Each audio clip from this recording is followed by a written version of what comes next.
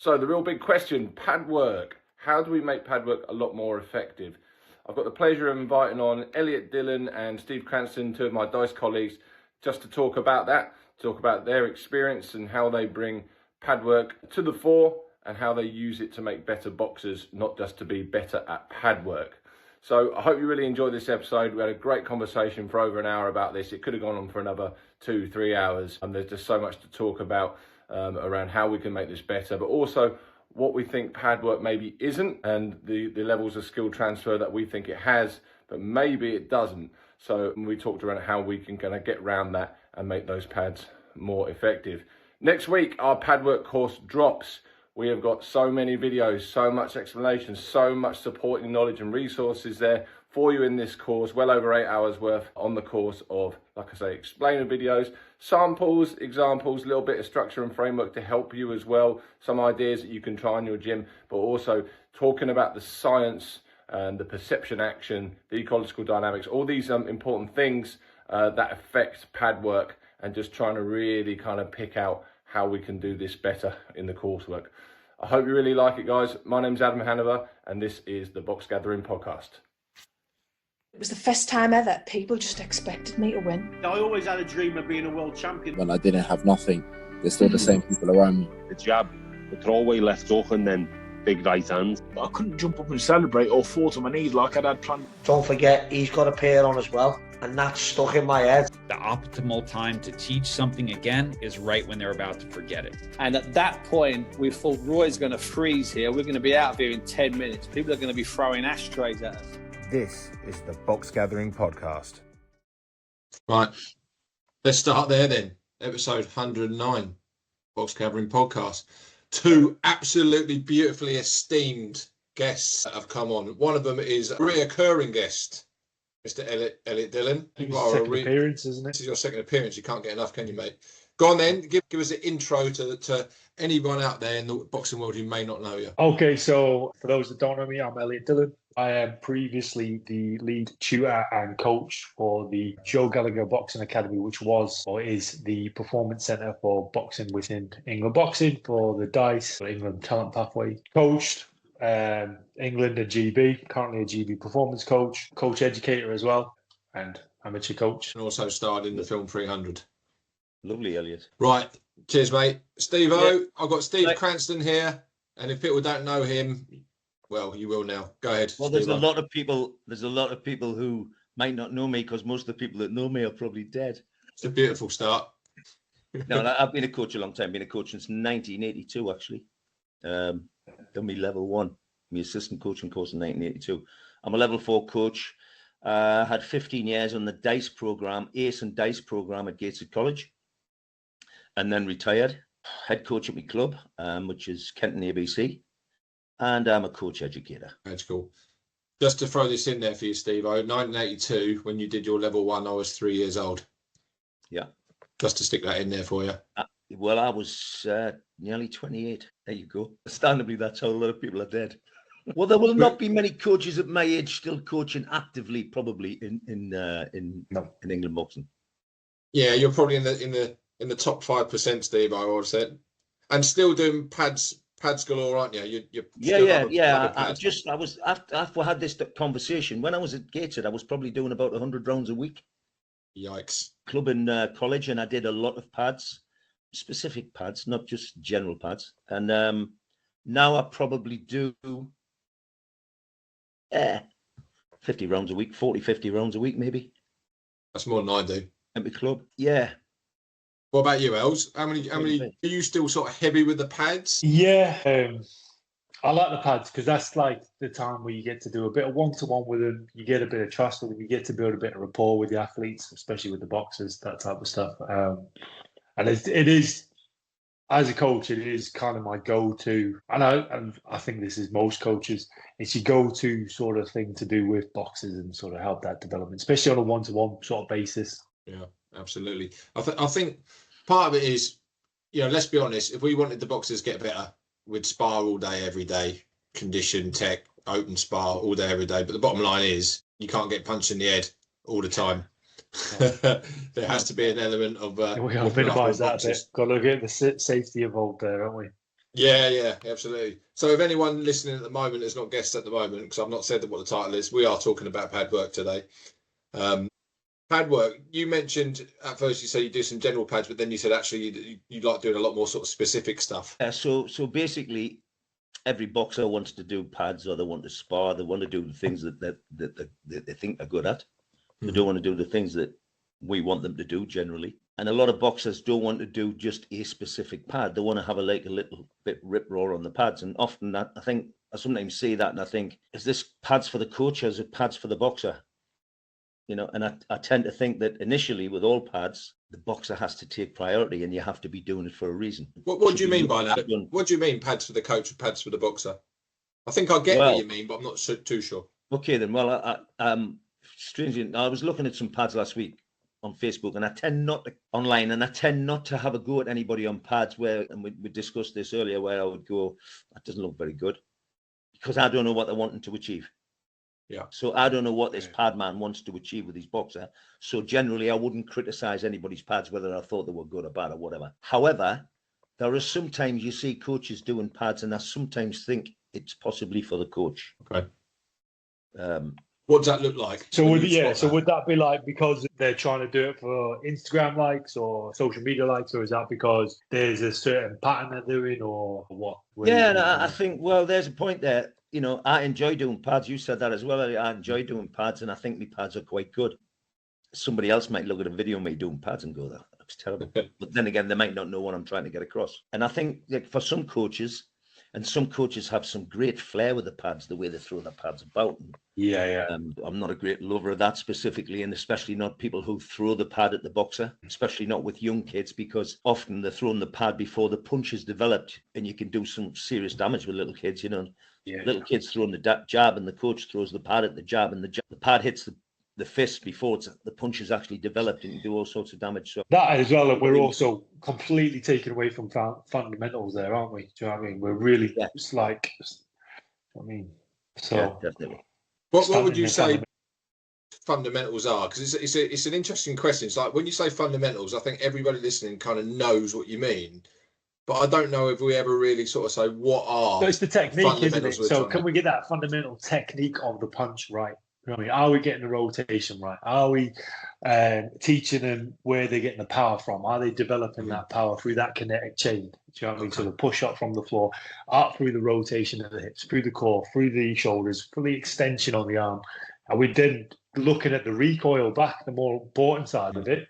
And are we getting that stability within the core? Are they coming off balance? Why are they coming off balance? Do we need to correct it? Do we need to address it? Other weaknesses within that chain? Do you know what I mean? And they're your fundamentals, really, aren't they? Just that technique, and are we getting that drive through the shots? And that's the good thing about pads is, as a coach, you get that feedback, don't you? When they hit it good, they can hear it, you feel it, and it's that instant feedback, isn't it? That's a great point, that, Elliott, because what you just laid out there, the fundamentals. You wouldn't have to be a very good pad man.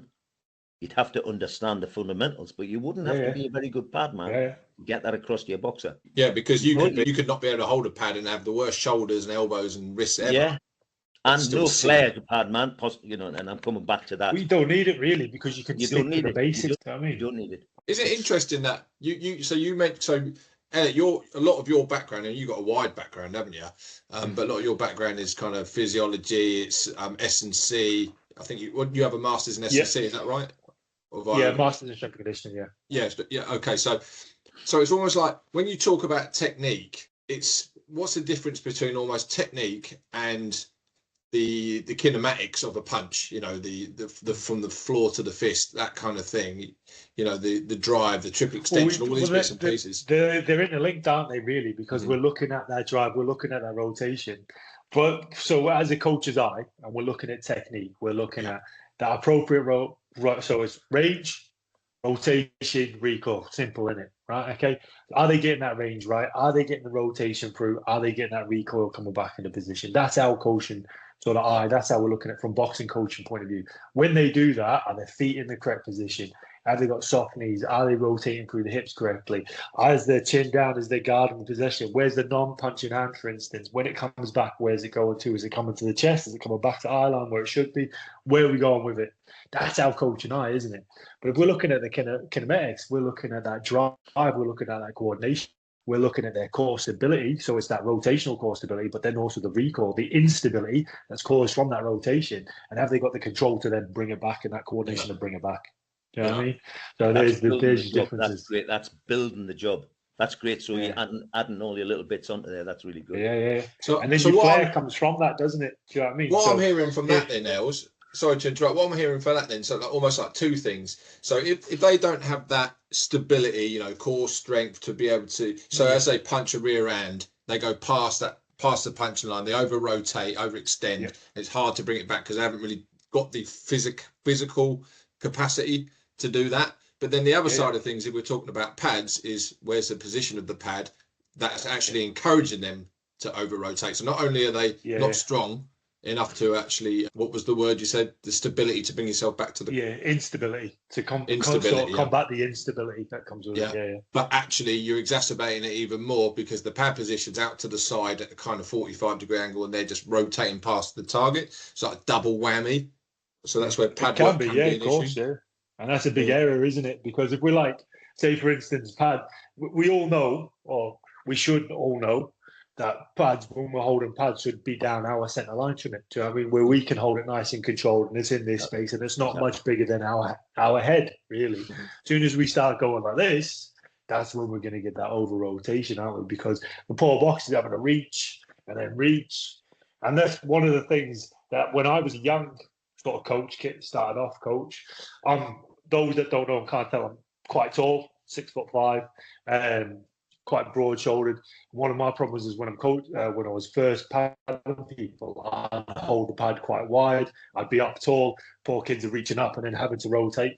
And it wasn't until I started sort of seeing myself back and trying to improve myself as a coach that I started to notice the traits and where I needed to improve. So a big thing for me now is when I'm working with the littler kids, I wear the body belts because that's more at their eye level, and I actually don't put hand pads on, and what my hands end up doing is just holding noodles, and they might hit to the body, and then I'm adapting and then put noodles for defensive movements and stuff like that, and trying to get that encouragement from there. But that's just individual preference, isn't it? Do you know what I mean? And every coach will have their own individual way of tackling that.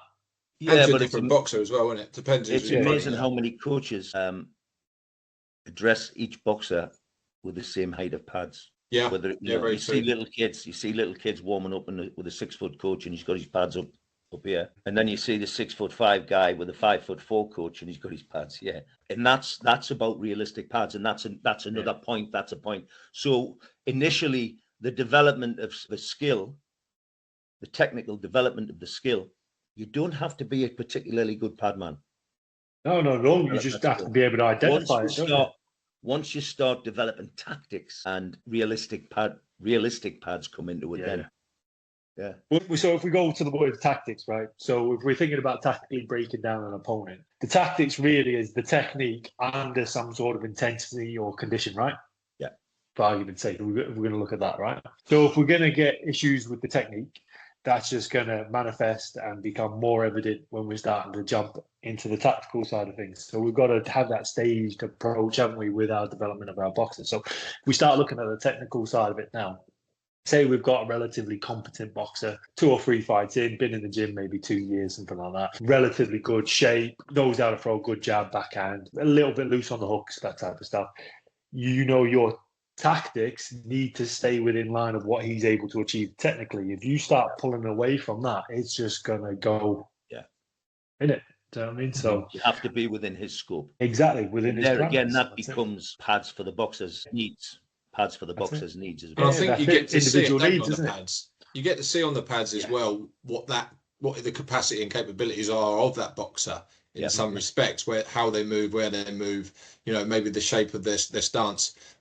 They can't move lateral very well and things like that. If you get a bit of appreciation for that, and then you can maybe tailor-make the pads for it. It is a question for you guys then. So we sort of touched on it earlier. So if you are watching Instagram, whatever, and you're watching some pads, how do you instantly know if something's not? I mean, we know that you need to know what their intention is, what the outcome, so that we have to think of that, because you can't criticize if you don't know what they're trying to do. But how do you know when the alarms go off and you think, hold on, I wouldn't want my boxer working with that coach because of these pads? What are the signs? One of the first things I notice is the coach moving more than the boxer. Coach is moving around, the boxer's not doing much. Then the coach might be looking at a combination and the boxer's going from straight shots to bent arm shots, and he doesn't move his feet, and the coach doesn't move.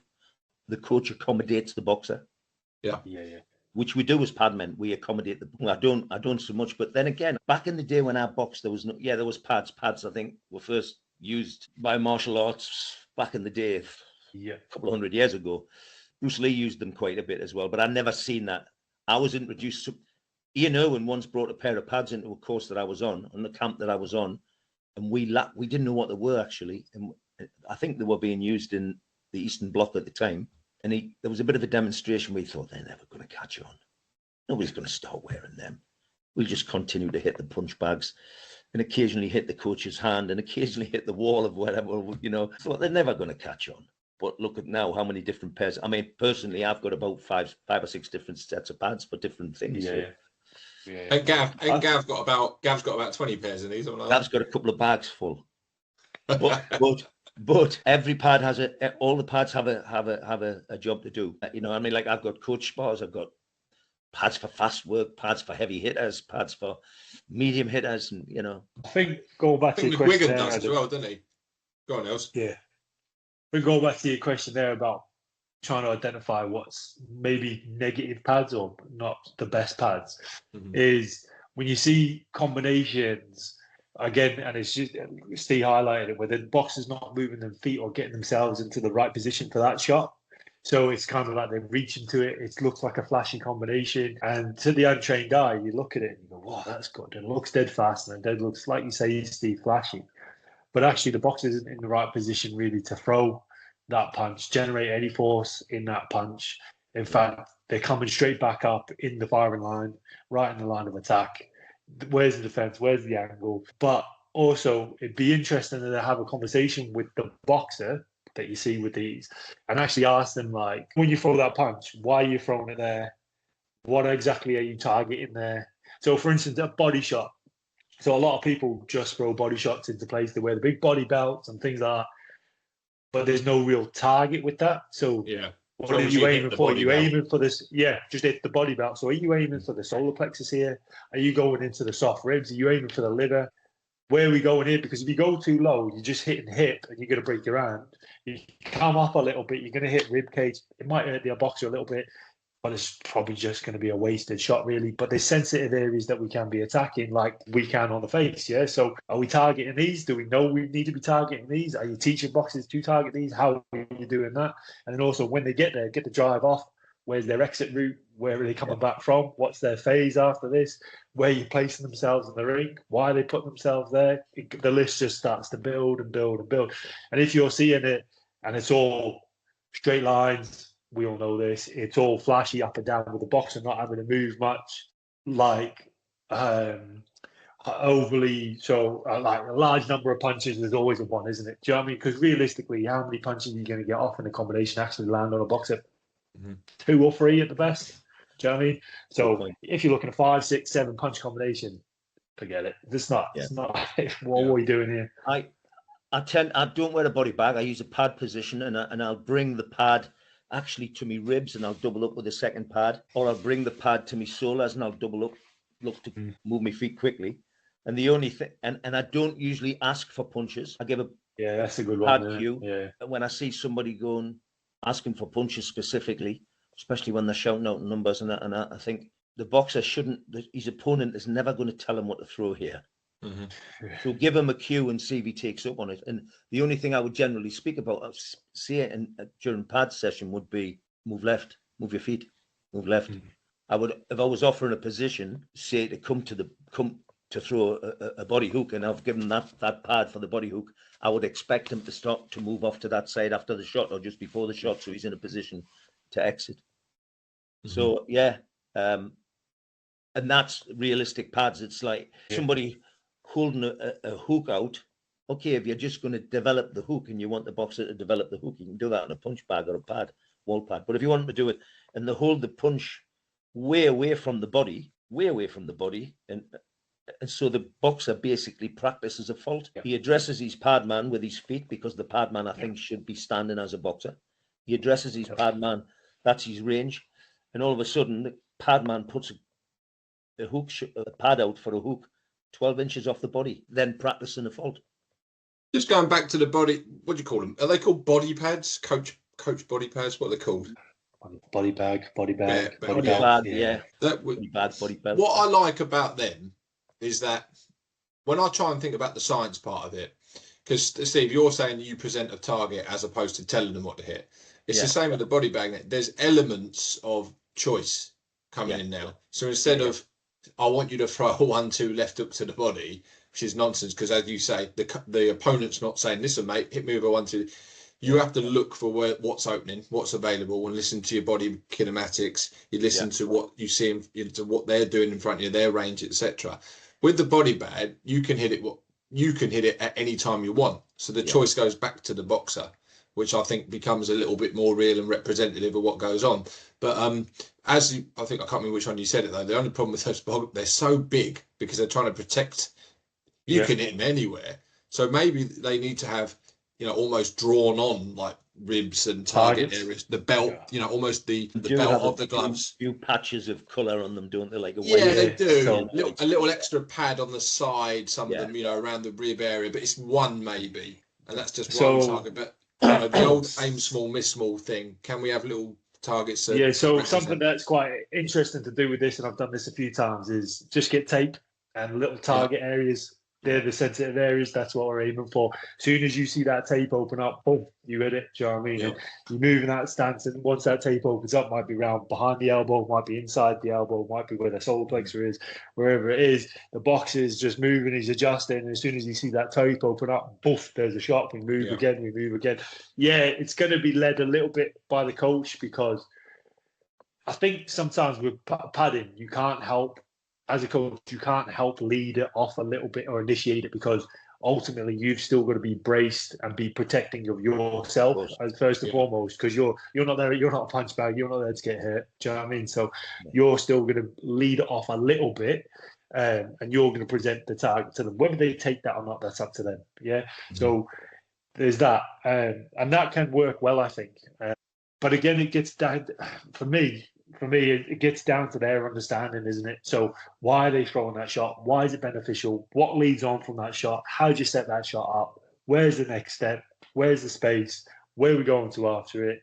How does this work for us? Why does it benefit you? If you've got a boxer that's very lead hand happy, trying to get him to throw a right hand into the body just might be too much of a gamble for them in a competition environment. They're not going to do it. So do we need to spend time developing that in training? Yes. Are we going to overly develop it, like and spend loads and loads of time on it? Probably not, because his psyche and his mentality or her mentality probably isn't going to commit to that shot at any point. But they need to understand it. They need to know it. So we're going to teach it. Yeah. Yeah. And me, I don't like to wear the body bag. We've got them in there. And actually, I had one that I felt really comfortable in, but you felt the punches through it. So, and often on the body bag belt, you're not inviting the punches. The punches come as and when. It's their opportunity. Yeah. Yeah. So you need to have one that's going to support you. Yeah. It's going to absorb. And I think I find them uncomfortable, so that's why I tend not to wear them. And I think as well, you're bang on there, Steve. Like sometimes, like we all know, when you get the pads on and the body bag on, a lot of boxers take that as an invitation to demonstrate how hard they hit. Yeah. So they like to demonstrate to you, look how hard I can hit, coach. This is going to hurt you. And it's not that they're trying to be malicious to you. They just want to prove that I hit hard. There's a lot of boxers do. And that's not a bad thing, is it, in a way? Because really letting their hands go as hard as they can to the body, especially if the coach has decided to hold their feet and sit in the corner or something like that, and you let it, it's there's a great physicality part to that. Is it real? So but it's like every body shot you throw, you're going to land, which is a bit of a problem because that target's so enormous. But it's like you said, are they landing it to the right area is a problem. Yeah. What about, so one of the things that's in the course that we're doing is about actually not letting the boxer hit the pads. Now, what I mean by that is not going, I'm taking my pad away and you're going to miss, and bang, there goes my shoulder, there goes my elbow. More along the lines of the coach moving, so the boxer actually has to adjust their feet all the time, but also blocking the pad. So yes, this is a podcast, but obviously some people can watch this on YouTube as well. So if you've got it here, and I've got my pad up and you're trying to throw a shot, I'm just going to swipe. If you're throwing that shot, I'm going to just parry it away. Not because I'm teaching people how to parry, because that's not how you teach people to parry, but if you're loading up, I'm just going to push that shot away from my pad, because that's what's going to happen. You see what I mean? Or if they throw a shot if they really dip their knees and throw this big, long backhand to the body, I'm going to parry it away. I'll just bring my elbow down. Probably parry it away, because it's hard getting your elbow down to the pad, isn't it, when you've got a body bag on? But just parry it away. So I wonder if there's more of a place around make them miss the pad without making them hurt themselves, because they're going to miss in competition. I always think that you've got to give them something coming back, so I always throw shots back at them. And I'll wear either coach spar or coach spars. If they're big hitters, I've got some heavy hitter air pads that I'll use that are quite soft that I can come back with. And if it does land, it doesn't do any damage. But basically, it's just in their face with stuff. And generally straight punches. I'm not looking to throw hooks or uppercuts at them. They're just straight punches I'll throw back.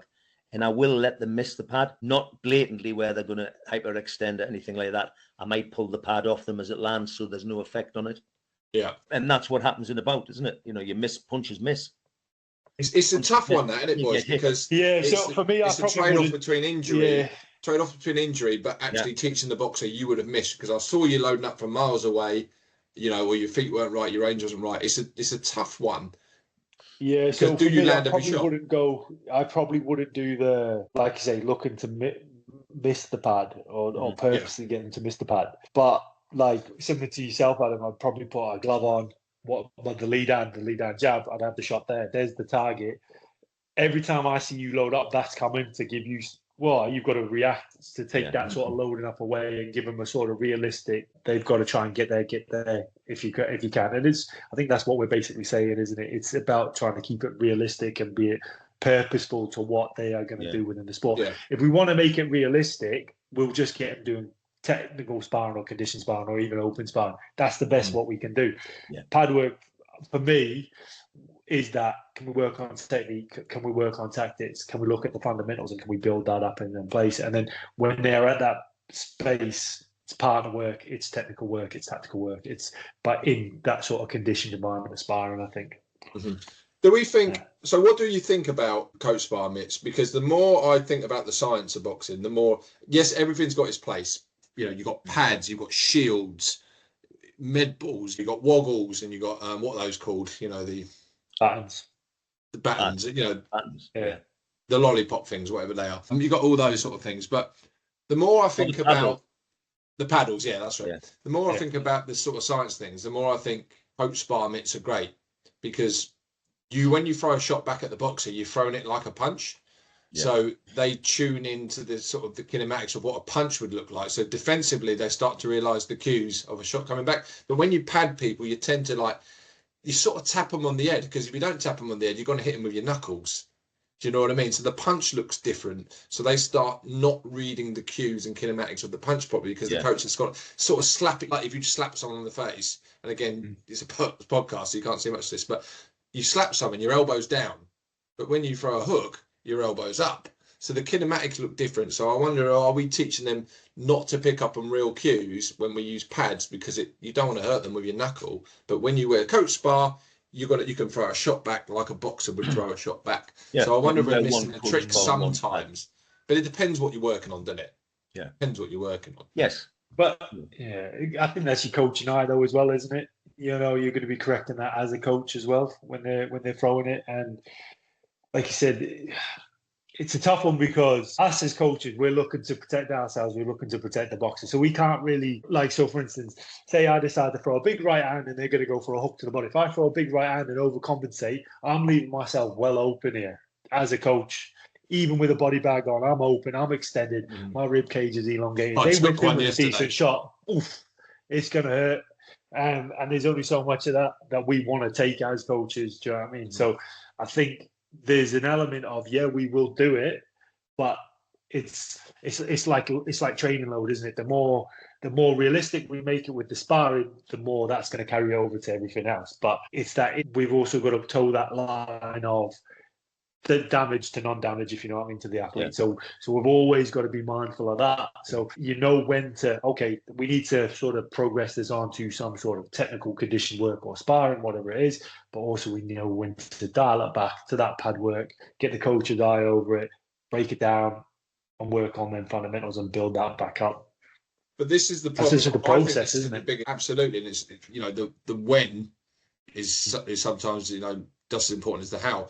But this is the problem I've got with this, guys, with the whole pad part, is because you mentioned if you want to do it right, you know, we tech spar, we condition spar, we open spar, because that's the sport that we're doing. It's two people not being cooperative with each other. They're trying to make each other miss. It's, you know, boxing is about being uncooperative, whereas pad work to some extent is very cooperative, isn't it? It's supporting each other.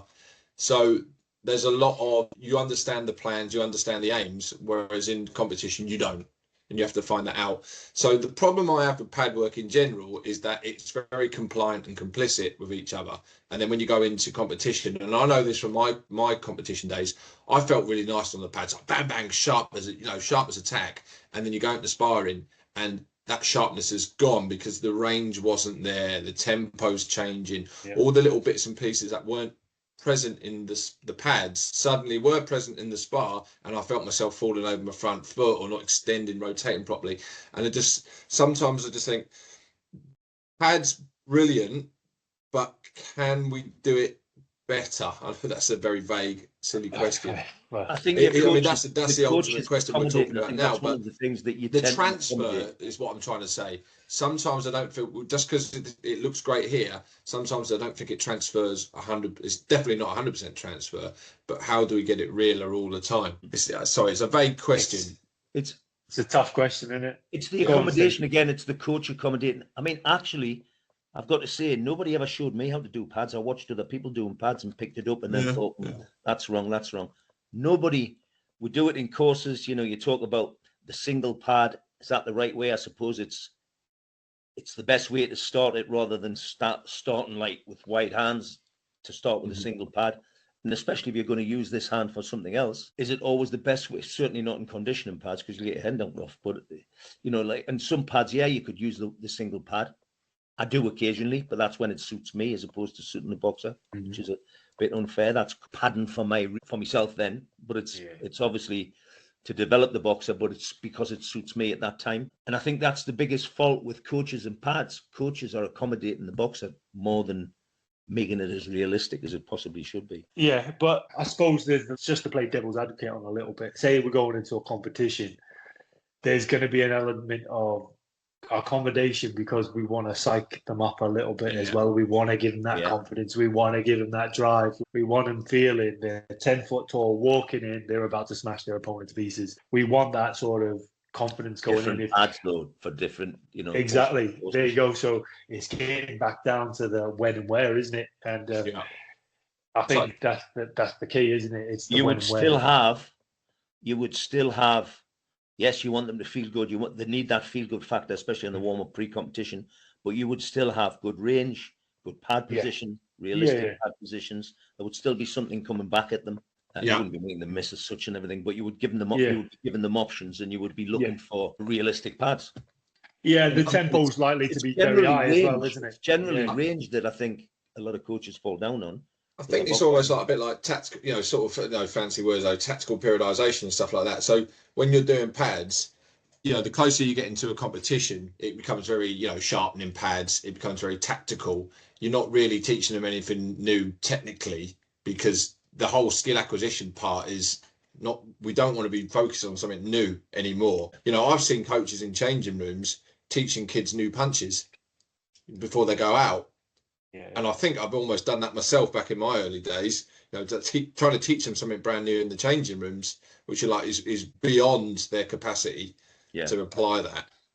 And also at that stage for them, it's completely wasted effort, because they're not going to be taken on board from a psychological point of view anything that you're saying at that point.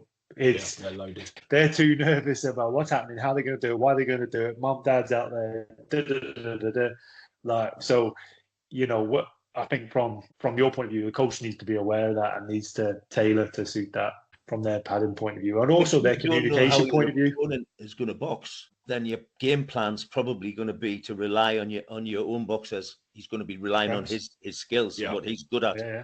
But if you suddenly see the opponent and go, he's a southpaw, why he keeps his hands low, because you might see him warming up with his coach, then you could give your boxer some information. But if he hasn't got the skills to deal with that, then you're wasting your time. Really, he's got to have the tools in the toolbox before you can give him them. Is there something in the change? So you're warming up in the change rooms, your boxer's got to go out, and you know, Els, I think you nailed it by saying, you know, there's that psychological part. There's the feel good, you know, of hitting the pad, crack, crack, crack. Yeah. And we all know as ex-boxers, when you hit that pad with a sharp 1-2, and your coach is like, oh, that feels right, and you just know you had the right extension, rotation, all that kind of stuff. You go out feeling $1 million, and that's great for your psychology as you go into the ring, and that's all you need. Is there a sort of bit of room in the changing rooms for, let's say we got rid of all pad work in the changing rooms, right? This is where you look at me a little bit funny, and actually almost have this kind of little touch spar. I mean, I know from a like a potential, if we're going to use one of your words, Els, like a potentiation about driving force and all the way through, bang on for that, because you can't hit your coaches hard in the face. So I know that, but I wonder in terms of like perception, so being able to read what's coming back, because most of it's about what you're throwing as opposed to what's coming back usually.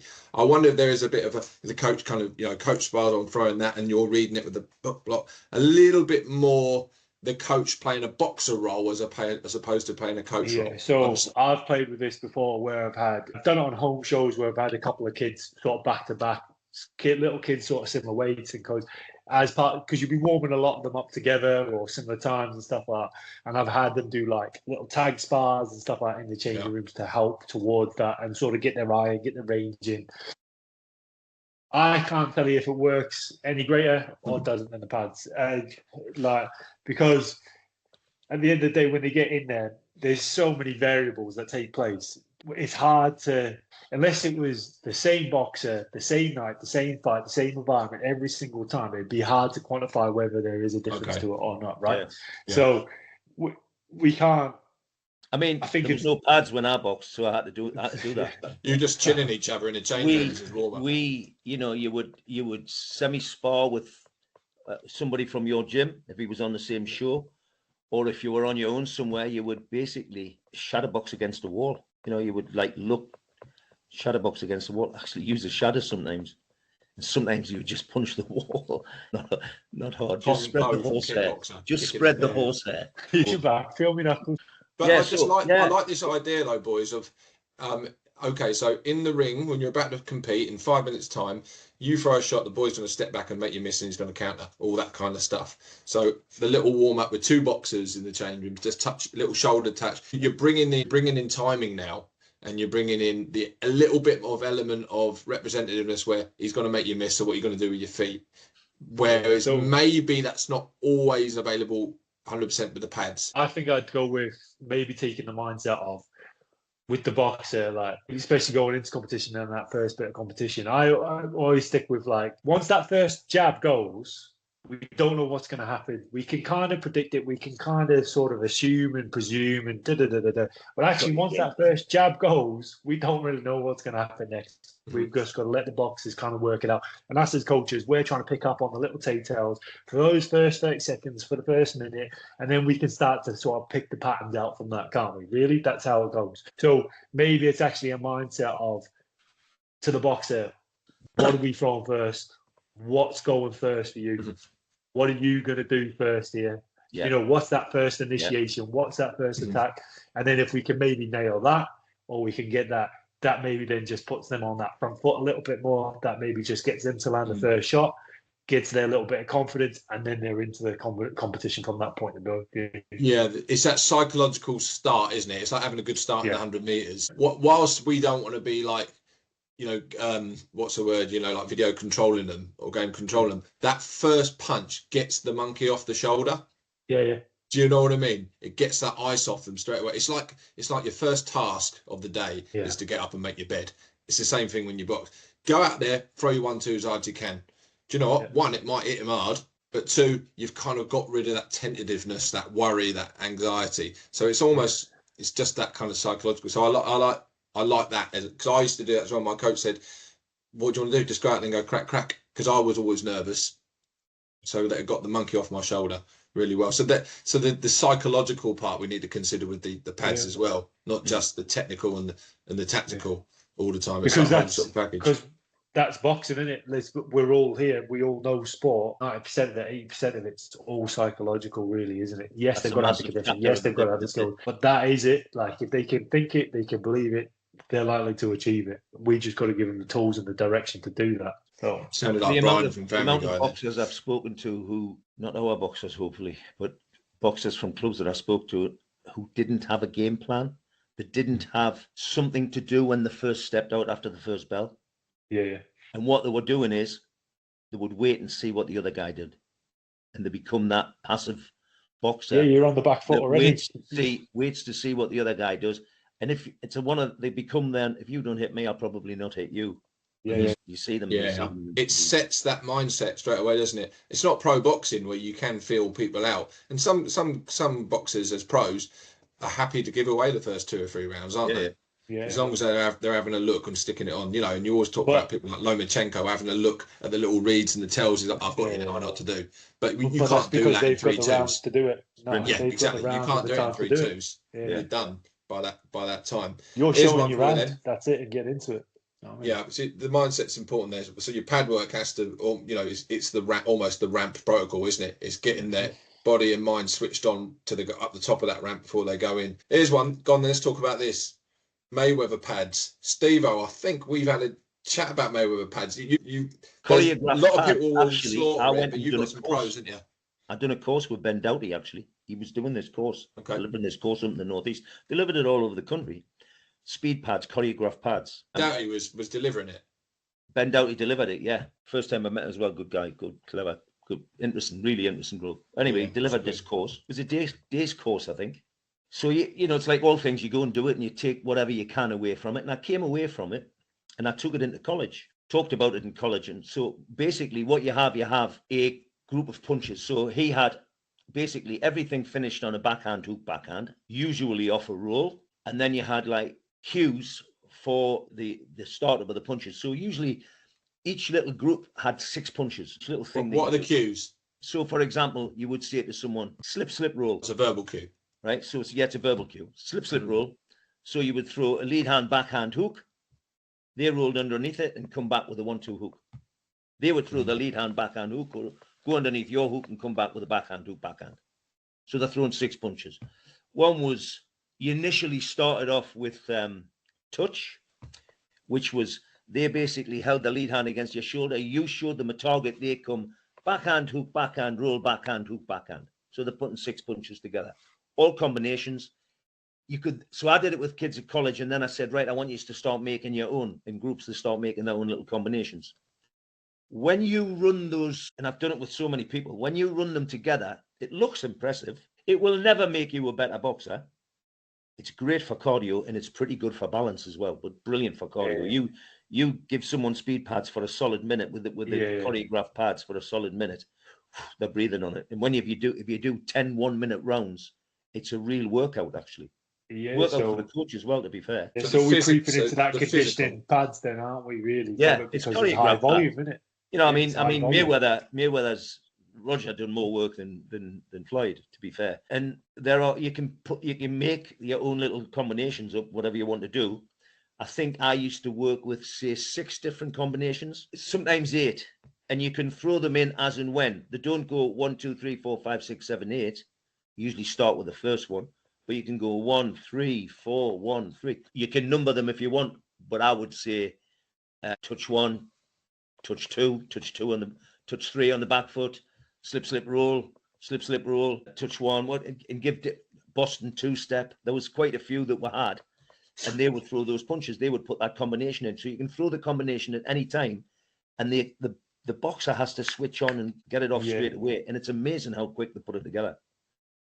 Is it going to make them a better boxer? No, definitely not. So that's what I mean. So what would you say if someone's delivering the course and is a big advocate of it? What would you say is their rationale for it? Because there's some good stuff there. I'm hearing the physical, the mental, the fun. Is there a skill rationale for it? Probably not. Probably Well, not. the only And thing devil's I- advocate. like, Would there there is- be one's there devil's is advocate? certainly- So I say this because you mentioned that. So it's coordination and balance, isn't it? And Yeah. speed. So Yeah. we're getting that. We're getting coordination, balance, and speed. So they in theory transfer over to other things that may help us become more Yeah. athletic. Whether they actually transfer directly to the tactical aspect of boxing, which is going to win us fights, different story. But if it's going to be done, we've got the foundation of technique. We can start to drop this stuff in. One, the athlete enjoys it. Two, it's good conditioning. Three, it gives them a little bit of thing that they like to get likes on Instagram for. And then also we're getting some sort of balance, coordination, and speed going on. Then it has its place, doesn't it? It does have its place. It's got to. Some people Whether dismiss we- it, and I would dismiss it when it is just specifically, let's do this combination, and then we'll follow up with this combination, then we'll follow up with this combination, then we'll follow up with that, and it just goes per rote. When the Ben Doughty system, I don't think that was his system. He just brought it. He just was traveling with it. You're thrown in different combinations at different times. It doesn't follow 1, 2, 3. So you're thrown in a combination here, a different combination there, and you usually give the combination when the finished thrown the last punch. So all the combinations finish on a roll, backhand, hook, backhand. And you usually give that the next combination just as that last backhand's turning, so that everything rolls on, everything flows on. So there's a real high level of concentration in with There that, has to be. which is a massive, massive positive for boxing, isn't it? Do you know what I mean? So when I see people it's do a it, tough who one just go- because Is just there a roll problem into though, lads, with combinations someone and that kind of finishing, teaching a boxer constantly also to finish on a rear hand? yeah, of course there is. Well, it does. If that does. You know what I mean? Would it be better just finishing on the rear hand lead hook? If we were Yeah, just but if talking we're about- talking about this without the tactical, Yeah, without let's we put just the talking tactical physical. element off the way. Let's let's forget about the tactical element here, okay? Because we've established it ain't going to make you a better boxer, but let's look at the other wider scope of it, which is it going to help with the condition? Yeah. Is it going to help with the speed? Yeah. Is it going to help with the balance? Yeah. Is it going to help with the coordination? Yeah. Does it help with concentration? Yeah. These are all important attributes that then can help push towards the tactical training. The coach has to be and we switched know on that's as well. there. The coach Yeah. has to be switched on as well, because it's hard for the coach, especially if you've got a southpaw boxer, because you've got to change. So the coach has to be on the ball as well. There's a bit of work to be done. Oh yeah, especially if they overdo it. But I think sometimes it's when the coaches are selling it as snake oil that if you do this and repeat it, it's going to make you brilliant. Look at Mayweather, and we all know that Mayweather didn't become good because of that. Yeah, he came good because of the thousands of years of sparring that he's been doing and all the technical work he's doing. You can't read a punch. You can't read a punch through routine. It's being able to read a punch when it's not in routine, when it's, when the cadence is different, when you're not knowing where it's coming. That's the skill of reading of defense, isn't it? Is reading something when you don't know something's coming, picking up the cues. And you don't get that from that because he looks away, doesn't he? He looks at the camera and goes, blah, blah, blah, blah, blah. So that tells me there's no perceptual skill involved. You just hit it on the head. You just hit it on the head. He's looking at the camera. It's for the camera. That's it. That's all it's for. So we don't need to push it any further. I mean, maybe 90% of the audience listening. I have seen people warm their boxers up using it. Yeah, I have seen people warming their boxers up, whether they're warming them up or whether they were getting them ready. But I've seen them actually in changing rooms doing it. Not something I would do. I need time to deal with what we're going to be dealing with in the ring. But maybe interspersed with some proper tactical stuff. It's not a bad stuff. Maybe it's a bit of a raise type thing. Okay, let's get gloves on. Right, let's get going now. Get going. Bob. Just but not a tactical part. No. Again, I'm devil's advocate. We're at the bit where we're going into the ring. We're at the business end of the sport. Do you know what I mean? We need to be switched on. We need to be taking this stuff seriously. We need to be thinking about what we're going to do. This is. We've got health on the line now, so we've got to be switched on with what we're doing and how we're doing it. So I wouldn't advocate that. Yeah, absolutely. But there's something called, there's a geezer called Schmidt. It's got something called schema theory, where the theory is like you pick out programs from your body, from your brain, and you can use those and put it into practice. Like rear hand roll, rear hand, left hook, rear hand, and that you can pick those out and use it. There's a lot of sort of evidence to say that's not the case when you're in a dynamic sport like boxing. You don't just pick things out because you've learned it and able to do it straight away. It's a lot more complicated in that, and you're missing out the whole perception part. You know, being able to read people. You know, when you just see kids and they can just read punches and they just turn you and they time the counter perfectly. It can't come from that kind of stuff, in my opinion. What about games? Do you guys play any certain games with pads, certain rules that might come in, whether it's kids or whether it be competing boxers, a certain gamifying of your pads? So I've been thinking about this quite a lot recently, if I'm honest. It's not something I've dealt with. No. Me neither. It sounds soft. I know when you say games, you think Ludo, you think Snakes and Ladders. I've been in schools and I've had the kids doing the relay and through, and we've done it in Tenerife. No, I don't mean in that respect. I mean some little things like, well, whether you call them games or you can call them constraints or stuff like that. Little things like, for example, again, you're looking at me, so end of the podcast, you'd have to look at YouTube. But if I've got my pads there, I would say to the boxer, hit those, but you're not allowed to hit it with a straight shot because I've got my pads facing you and you're thinking lead hand, rear hand, yeah? Right.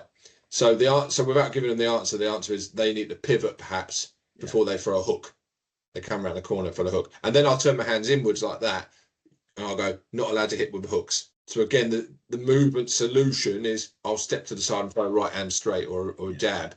But they're kind of thinking about the solutions. With the candidates on the level 3 course not so long ago.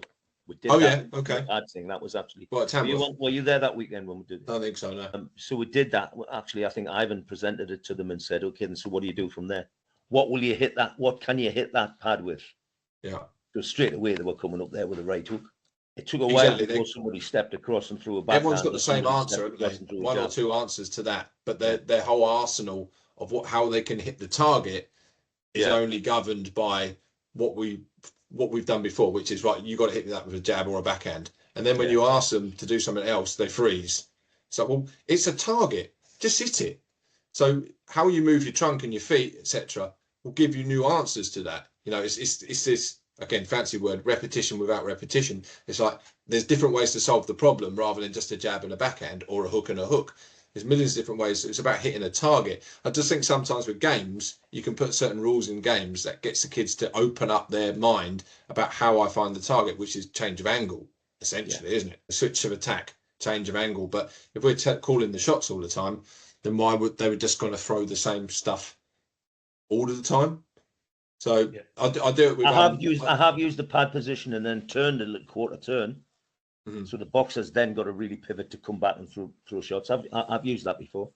Yeah. I had never used what can you hit that with? It just gets them moving off to the side. I've done a video on it. They just get moving off to the side. Gets them thinking.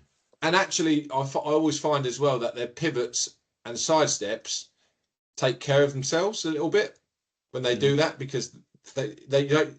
You might occasionally see a kid cross his feet over or do something. You're like, okay, that's not working. The constraint's not working. So you have to go back to your coach's eye and have a look at their feet, their base. You know, the general, the foot in the right direction goes first, all that kind of stuff. So, but I think a lot of the times it actually works quite well and saves you a bit of time in terms of developing that skill. But I just think they open their minds a little bit more when doing it. What do you think? I agree. So I presume you probably loaded them then because you're giving them that cue of like, okay, so my hand, I'm holding my left hand up like it's a hook, and they've got to go and throw a straight shot to that, right? Because you've already given them that cue, you're saying their pivots and their change of angles are already set because they're trying to get the shot there. Do you see what I mean? Rather than just exit out.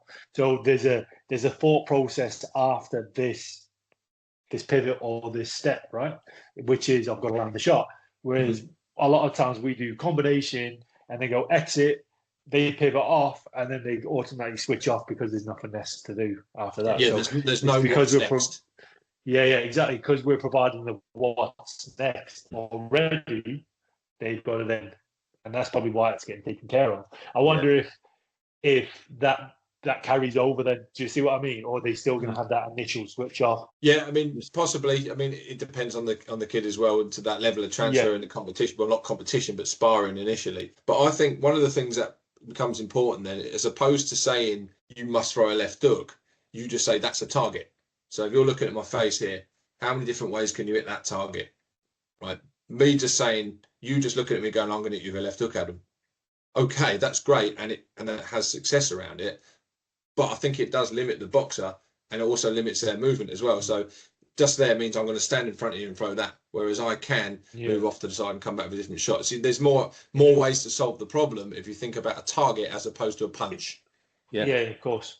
You know what I mean? It's external Always, focus and control. Boxers tend to feel that they should be face to face with their opponent. You can see them; they'll take an angle and they'll attack, and then they'll come back round to face their opponent rather than attacking from that angle. I think it's like in their makeup that I should be facing me foe. You know what I mean? But that's because of reps in it, Steve. Because if I'm padding you, I'll go bang, bang, bang. We'll do a phase. We'll do some kind of thing. Bang, bang, bang. Let's repeat that again. So come and stand in front of me again. It's almost like the coach can grab the boxer, pull him back round. Let's do it again. Whereas what's actually happening? What's happening? Okay, let's move. Now go. So the boxer's understanding a little bit more about when to throw it and what happens in that kind of intermission, the bit when you're not punching. You know, the bit after the exit when you're not punching, what you do in your position in the ring, what you're doing in your range compared to your opponent, where am I standing, what am I doing, am I using some sort of deception, feints, triggers, draws? We don't do that because we go, stop, come back. And there is a time to block that. I do think there is a time to block that, but actually for the sake of 2 or 3 seconds of where you're standing, the boxer can think a little bit more about where they are standing to know when to start, where and when, as opposed to just what. I think with more advanced boxers, yes, there's that as well. Who you're doing it with is important. Yeah. You get away with that. It's like you said, we're coming back to them foundations, aren't we? We've got to have. Yeah. We're just going to see the fault every time. Yeah, definitely. Yeah, absolutely. One of the other things I like to do a little game. I don't know, Steve. You might have both seen it in Tenerife. It's just like a computer game. So it's like, again, it's that repetition without repetition. So I put a pad there. What are you going to throw? Give me 2 ways of hitting that. You're going to go jab, and then you're going to go backhand. All right. What else? I want 4 ways of hitting that. And you go, well, maybe a screw shot. Okay, I'll give you a rear hand screw shot as well. There's 4. Who can get the highest? Yeah, level 6, level 7, level 8. Right, and then you start seeing these skills emerge when they do pivot round and start throwing hooks, or they'll bend the shot over the top. It becomes a little bit more. There's a target. Hit the target. Don't over constrain yourself with just one punch. How to throw it, and then it's like, okay, 2 punches. So I hold my pads like that, and you know they're going to go rear hand lead hook, yeah. And then they go, what's next? Well, I'll go lead hook rear hand. Okay, great. It's the same thing but backwards. But what else? But now they pivot around and they go straight shot to that shot, and that becomes a bent arm, that becomes a straight arm. And then the skills start emerging. But while that is great in terms of learning, I think it's important, how do we then join pad work up to the spar very quickly and bring their intentions into spar? Because it can be, oh, that was good, oh, that was interesting. And you never see it again in sparring. What's the point? The transfer is not there. The opportunity, their intention, attention, all that sort of stuff, not there. So how do you bring that across? And I think maybe as a sport, we miss that sometimes, that kind of how you bring the pads actually across to what we're trying to do is get better at boxing, not get better at pad work. And there's a bit of a problem because I think we all have this kind of badge of honor that he's a really good pad man. Who's a really good pad man? He's really good. She's really good at pads. Can she make that boxer better? Can he make that boxer better from what's happening in those pads? And I don't often know if the transfer is 100% there. Does that make sense in what I'm saying? Yeah, it does. I mean, I can remember we had a slam man in one of the gyms I had. We had a slam man. Those like bodies on a with the eyes and all that. And it's a head and a body and torso and head. Yeah. People would attack that. Looks like Tony C. People would attack that from different angles. They didn't always go. They would start head on, but when you got them, they would step across it, and they would step across and throw a jab at the side of the head of the slam man, which I always thought was quite impressive. On the throw 1-2 from the angle, learning how to take the angle, but because it doesn't move, so you're maintaining your range as well. Same as a wall pad. How many people hit a wall pad from the stand in front of the wall pad, throw the jab, throw the uppercut, throw the hook? Very few people move round the wall pad and attack it from a different angle, do they? Mm-hmm. Yeah, a friend of mine, Scott Sivright, who's an MMA coach. He's really further down the line with sort of ecological dynamic stuff than me. We were talking once about this, and I can't remember what this theory is called, but he's basically saying that if you make it look like the real thing, like a face, like a body, etc., there is studies that show the transfer is a lot higher, the accuracy, all these kind of things. I'm doing a massive disjustice, but having a face there, the size of a face, you can hit it on the temple, the cheek, the jaw, front of the jaw, the nose, the top of the nose, the temple. They're small areas, but they make so much difference in terms of the impact of where you're trying to throw to. So having something like that kind of makes sense from a skill act point of view. From a force point, maybe not so much. But from we a kind of skill get back act to that point we were making before with the body shots. It's what we hit and why we hit it, and how does this work? And what are we in the right position to hit that? Isn't it? Do you know what I mean? So it's the same principle, isn't it? Again, so like when you change the angle and you see the side of somebody's head and the guard up, where's the opening? Two, what are we aiming for? Is it just the head that we're aiming for, or are we going to try and aim for the chin? Are we going to go on top of the eye? Is it maybe you're just going to try and be sneaky or behind the back of the ear? What are we aiming for and why are we aiming for it? Do you know what I mean? And we've all been there when a boxer gets a little cut and you're like, well, let's target that because we can get this bout stopped there if that gets any worse. The next thing you know, you're going to be looking to throw the shots. But if the boxer in your corner hasn't really done anything like that, for instance, or knows what to do in them situations, then we maybe have left them unprepared in some element of this sport, because if we get down to the nature of this sport, it is a sport where we score points, but it's still the hurt game. There's still two people throwing punches at each other that are going to land and cause some force here. So we've got to understand those aspects of the sport as well, and how, from that tactical point of view, we can maybe take advantage of that. And equipment sometimes doesn't do that for us, does it? Yeah, I mean, like, for example, if you did have what do they call, what's that thing called? The bob face. What's it called again? The dummy. Slam man, isn't it? Slam man, yeah. So we've got one of those sort of things that kind of, it's almost looked like the Resusciani stuck on the wall. That guy, he's got that moody face. Yeah, it's stuck on a wall. So if you do throw the shot, once you throw the shot, where are you going to move afterwards? If you do sort of, do the Ricky Hatton or the Lomachenko around the corner and you throw the shot, where are you going to move next? You're going to move back in front because there's nowhere behind him because it's stuck on a wall. So the one I had was static. Your exit is kind of lost straight away, in terms of where you might move next. Usually you want to sort of go around and make him chase his tail, so that's lost. But I do think that whole, Ivan talks about aim small, miss small, doesn't he, all the time, like you're saying, Elliott. So if you do see a cut, let's be honest, we do it. It's not nice, but we do it. The nose is bleeding. You go for the nose a little bit more. You've hurt the kid up the body. You need to know where to hurt him up the body and how to find that again. But if they've got their elbow there and they're tucking up, you need to find a way to open that up where's again. Where's the next obstacle? Or where's the next the next opening now? Exactly. So can you just use that to make an opening? All the feinting, triggering, drawing, all this becomes the art. And I think sometimes maybe with Padwork we lose that depending on the skill of the coach or the intention of the coach. You know what I mean? What are they actually trying to do? So often I just find, and I find myself falling back into this sometimes, is that I find that they're going to punch or they're going to defend. They're going to position themselves, they're going to punch, but how often are they actually feinting, triggering, drawing when they're doing the pad work? Because there's no real need to, because it's all complicit anyway. Doesn't matter if you feint me, who cares? I'm not going to get hit, I'm a pad man. Do you know what I mean? Maybe I'm going off on a tangent again. But I've been conned by a few people with a feint, a few good kids, been conned by the feint, and you adjust for it, and then they come back with a shot, and you think, that was good. I wasn't expecting that. And you didn't pad it very well. So and it's like, if you didn't pad it very well, it's almost like if you feinted and then threw a shot and I didn't pad it very well, then actually what that means is that that's good, because I didn't really read the pad very quickly, so that's good. But the boxer's getting negative feedback because they didn't crack the pad right, so they're probably not going to do it again. So then is the argument that actually pad work, that's beyond pad work? Like that's pad work can't, maybe that's past pad work for us? Like, so that needs to be probably complement the boxer there. But it does highlight, I think what you're saying, Elliot, it just highlights the fact that pad work isn't 100% representative and doesn't have 100% transfer. And I think I just generally think the more I think about Padwork, the more we have to, one, really understand what we're trying to do, have a real clear intention about it, but two, also realise that just because it goes perfect doesn't mean it's going to transfer over.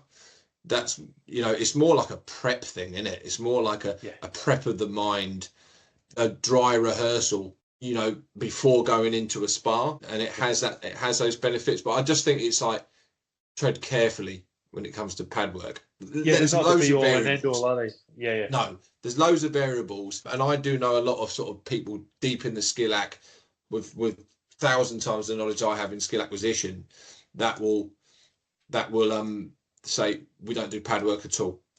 We think it's absolutely worthless. That probably because they come from other sports, whereas actually in boxing it's all about hitting. Where in mixed martial arts, you know, you're holding, you're pinning, submitting, or it's different. You can still work on the sport without punching. So they have that, but we don't have that luxury. So, but I do think we also need to think about it from the psychological and the relationship side. I think you said at the start, El, didn't you? Pad work affords you the opportunity to have a conversation, build relationships, talk tactics, have all that kind of augmented feedback that you can put on top of it, where other things wouldn't. You see what I mean? So it does afford other stuff. It's not always about just the skill acquisition stuff, which is limited. But I think there is this element of, do you know what? Some of the best conversations I've had and penny dropping moments actually come in pad work. Do you know? With pads, or even just after 10 minutes of pads, and then the next thing you know, we're having a 20-minute conversation, and then that's the session done, because we've highlighted some stuff. We've then gone on to explain it, get their knowledge of it, get our understanding of what we thought their knowledge was, where the gaps are, how we can improve it, what it needs to look like, and then we can move on from there. Yeah. You get to know your boxer. You can get to know your boxer, can't you? And if it's someone who you don't know very well, you can get to know them better. And you can't really do that in a spar, can you? You can't build a relationship in a spar. You know, stop, stopping me. I'm trying to spar here, and he's trying to punch me in the face. You can't do that because it's sort of time wasted. Yes, you can stop spars and have conversations, and you know, direct a bit of, you know, why didn't we try this? What about this? Why did you do that? Ask questions. You can do that, but it doesn't lend itself nearly as good as pad work would do. But I think then we have to bridge that gap between, remember it's pad work, and it ain't boxing, it's pad work. But it's close to boxing. So I always just say, tread carefully with pad work. It's not what we think it is, but it can be better than what we're doing. It's a fantastic tool when used right. Yeah, absolutely. Chaps, have we got anything else? I mean, bloody hell, listen, I've got loads of notes here. We could probably have episode 2, 3, 4 on this, couldn't we? And talk about, like, because there's too much to talk about in there with these. There's so many variables that you can talk about with this. Anything else that we've missed? You think, you know, we probably need to talk about this? No, I just think that the priority has to be, you're doing it. Pad work is done for a reason. You don't do pads for pad's sake. There has to be a reason behind it, and it has to be led by the athlete, really. Absolutely. It has to be athlete-led, sorry, not led by the athlete, but athlete-led. It can be a bit of both, can't be? But I think traditionally it's too coach-led, isn't it? Well, I mean, for the benefit of the athlete, that was the point. Yeah, I get what Steve said. We're doing it because this is going to benefit the athlete this way, rather. Some people jump in and do pads because it's easier than running a session. And I'm just going to do some pads with these. Is that for you or is that for them? You know. Yeah, absolutely. So intention is the mother thing to consider before we start. What's the intention for you, for the boxer? Is it an agreed intention? And then we start facilitating it through that. And Els, you mentioned the coach's eye is something you've always got to bring in, because if you haven't got a good coach's eye, then you're just repeating rubbish if you don't really know what you're looking for. Yeah, and I think with that as well, like that touches on a bit of a point, is having more than one coach with the pads. So like one coach padding, one coach watching, or maybe two coaches padding while one's padding, the other one's watching. You can sort of start to break it down there if you can afford that and you've got the manpower to do it. But or video, or video. You do that at GB. I can imagine you do that at GB. Yeah, everything's sort of filmed on the cameras. We've been mic'd up as well, and then filmed while doing stuff, and that gives you another perspective on your coaching, and really opens your eyes to what you think you're saying to the boxers, and then what's actually getting said. If you know what I mean. But that's a different conversation for a different day, I think. Yeah, that is next level. But again, pads lends itself to all these conversations, isn't it? There's so much you can do as Padwork almost as like the vehicle, the conduit to the kind of learning. It doesn't have to be direct skill development from the pads, but it offers that opportunity for other things to come into it. If that makes sense, I'm not sure if I'm being particularly clear there, but hopefully you get what I mean. Boys, it's Friday night. What time is it? It's bang on 8:30. Go and get yourself a beer. Go and get yourself a Johnny Walker, whatever your tipple is. I'm sure yours is just prune juice or something like that, isn't it, Els? Something like that, yeah. Good to see you, Els. I know, you too, Steve. Good to see you, mate. Pleasure, mate. Well, appreciate it, guys. Friday. Thanks for your time. Cheers, Adam. Nice one, fellas. Speak to all you soon, boys. Cheers, boys. So that was Elliott, Dillon and Steve Cranston, my DICE colleagues. Hope you enjoyed that. Loads of knowledge, experience to bring to the conversation there. Some absolute gems dropped by the lads. So the Padwork course drops next week for all our members. So get on board at www.theboxgathering.com, and I'd really love to hear your thoughts. There's over 8 hours worth of videos, content and resources there to help you ramp up your Padwork to make better boxers. Thanks, guys. Cheers. If you enjoyed today's episode, then head on over to theboxgathering.com. We have a wide range of resources for coaches, boxers, and boxing parents to support you and your club on the road to success. As a member of the Box Gathering, you'll find online courses that enhance your knowledge and expertise, videos and articles covering the most important topics to do with boxing development, and shareable resources to support your club's development. Join a community that includes some of the best coaches and coach educators at theboxgathering.com. The Box Gathering. Connect, share, grow.